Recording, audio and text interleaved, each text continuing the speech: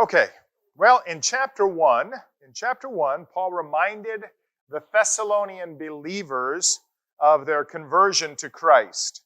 And maybe you remember, he says that they turned to God from idols to serve the living and true God. Well, in chapter 2, Paul continues to remind them of the circumstances of Paul's ministry among them and their resultant faith. So let's pick it up. Chapter 2, verses 1 through 6. It says, "You know, brothers and sisters, that our visit to you was not without results. We had previously suffered and been treated outrageously in Philippi, as you know. But with the help of our God, we dared to tell you his gospel in the face of strong opposition. For the appeal we make does not spring from error or impure motives, nor are we trying to trick you. On the contrary, we speak as those approved by God to be entrusted with the gospel. We are not trying to please people, but God who tests our hearts. You know, we never used flattery, nor did we put on a mask to cover up greed. God is our witness. We were not looking for praise from people, not from you or anyone else, even though as apostles of Christ we could have asserted our authority." So we'll stop there at verse 6. So Paul starts out here and he says, "My visit to you was not without results." And he's saying that their short visit to Thessalonica was not without fruit. What was the fruit of their visit? Okay, people coming to Christ.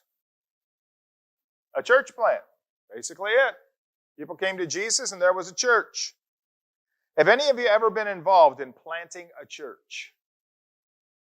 Okay? If so, what's the process?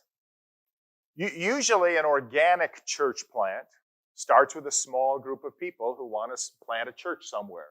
And then maybe they start a Bible study in a home and they invite people and so forth, and hopefully that grows and begins to take root and so forth, and it becomes then a small church, and you continue to evangelize and you continue to teach. Church planting, that happens through a church planting organization.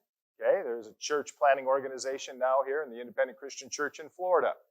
You work with them, and they usually hire a church planter. Okay, somebody who's going to come in and he's going to pastor that church. Sometimes, in some places, they hire a staff before they plant a church. You might have a preacher, you might have a director of worship, you might have a kids minister before the first worship service. And they'll kind of blitz the whole thing with publicity and figure out their facility, and maybe they'll have 250, 500 people the very first Sunday. There's different ways to do it. Well, how did Paul plant this church?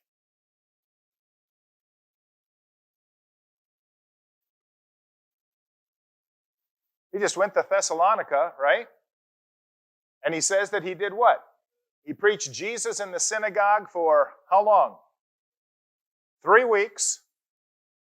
And then he left. He got driven out of town. Do you think that's a good strategy for planting a church? That the church planter comes, spends 3 weeks, and then says, "I'm out of here"? Probably not, right? Probably not. So, what does that tell you about the gospel? The power of the gospel, right? These were babes in Christ. Babes in Christ. But they had come to Jesus. Their faith was real. Obviously, Paul had given them some foundation. But then Paul left. Had to leave. Was forced to leave. And this church continued. And this church is pointed to as one of the healthier churches in the New Testament. The power of the gospel. They knew everything. They have everything they need to stay in Christ and grow in Christ.